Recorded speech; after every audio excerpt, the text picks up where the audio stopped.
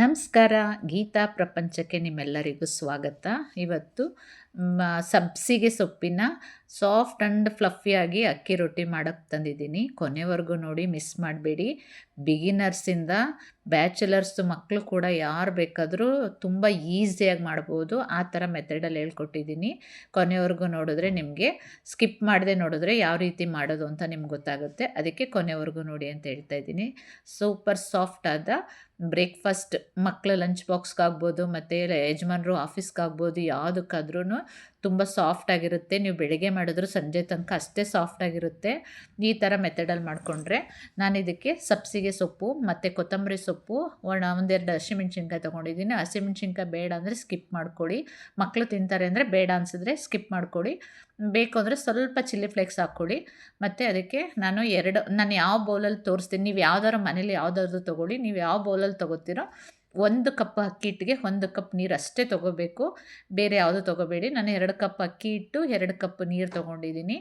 ನೀರಿಗೆ ರುಚಿಗೆ ತಕ್ಕಷ್ಟು ಉಪ್ಪು ಹಾಕಿ, ಹೆಚ್ಕೊಂಡಿಟ್ಟಿರೋಂಥ ಕೊತ್ತಂಬರಿ ಸೊಪ್ಪು ಮತ್ತು ಸಬ್ಸಿಗೆ ಸೊಪ್ಪು, ಹಸಿಮೆಣ್ಸಿನ್ಕಾಯಿ ಹಾಕ್ಕೊಂಡಿದ್ದೀನಿ.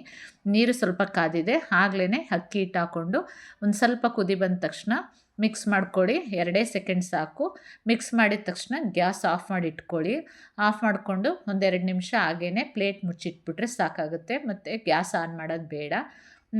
ನಿಮಗೆ ಇದೊಂದು ಟಿಪ್ಸ್ ಹೇಳ್ತೀನಿ. ತಕ್ಷಣಕ್ಕೆ ಅದು ಉದುದ್ರಾಗಿ ಕಾಣುತ್ತೆ. ಅದು ಉದುದ್ರಾಗಿ ಕಾಣ್ತಾಯಿದೆ ಅಂತ ನೀರು ಮಾತ್ರ ಹಾಕೋಬೇಡಿ. ಅದಕ್ಕೆ ನಿಮಗೆ ಕೊನೆವರೆಗೂ ನೋಡಿ ಅಂತ ಹೇಳಿದ್ದು. ತುಂಬ ಉದುದ್ರಾಗೇನು ಕಾಣ್ತಾ ಇರ್ಬೋದು. ನಿಮ್ಗೆ ನೋಡಿ ಎಷ್ಟು ಉದುದ್ರಾಗಿ ಕಾಣ್ತಿದೆ. ಅದನ್ನು ನೀವು ಅಡುಗೆ ಮನೆ ಸ್ಲ್ಯಾಬ್ ಆಗಿರ್ಬೋದು, ಮತ್ತು ಇಲ್ಲದು ಒಂದು ದೊಡ್ಡ ತಟ್ಟೆಲಾಗಿರ್ಬೋದು, ಹಾಕ್ಕೊಂಡು ನಾದಿದ್ರೆ ತುಂಬ ಚೆನ್ನಾಗಿ ಸಾಫ್ಟಾಗಿ ಬರುತ್ತೆ. ನೋಡಿ, ಈ ಥರ ಬರುತ್ತೆ.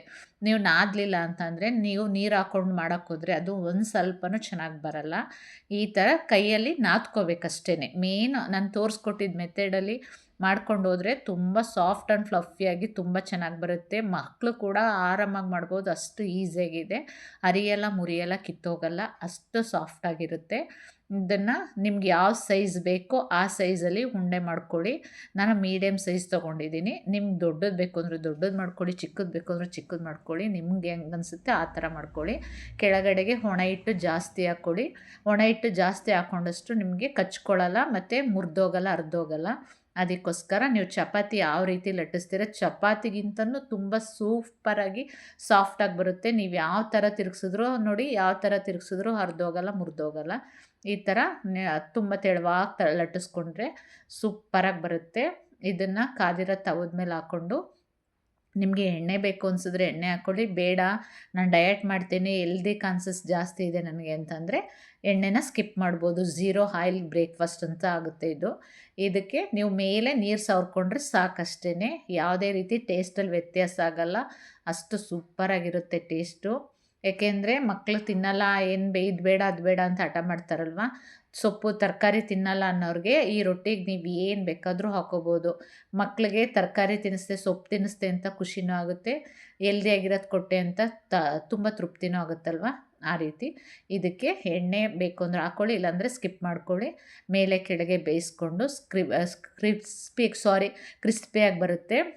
ಸ್ಕಿಪ್ ಆಯಿತು ಮಾತಾಡಬೇಕಾದ್ರೆ. ಕ್ರಿಸ್ಪಿಯಾಗಿ ಬರುತ್ತೆ, ಸಾಫ್ಟಾಗಿರುತ್ತೆ. ಸಂಜೆವರೆಗೂ ಇಟ್ಟರು ಏನೂ ಆಗೋಲ್ಲ. ನೋಡಿ ಎಷ್ಟು ಸಾಫ್ಟಾಗಿದೆ.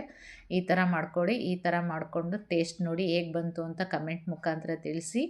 ಈ ವಿಡಿಯೋ ಇಷ್ಟ ಆದರೆ ಪ್ಲೀಸ್ ಲೈಕ್ ಮಾಡಿ, ಶೇರ್ ಮಾಡಿ, ಸಬ್ಸ್ಕ್ರೈಬ್ ಮಾಡಿ. ನಿಮ್ಮ ಅಭಿಪ್ರಾಯನ ಕಮೆಂಟ್ ಮುಖಾಂತರ ತಿಳಿಸಿ. ಏನಾದರೂ ವಿಷಯ ಇತ್ತು ಅಂದರೆ ತಿದ್ಕೋತೀನಿ. Thank you for watching video. ಹೋಗಿ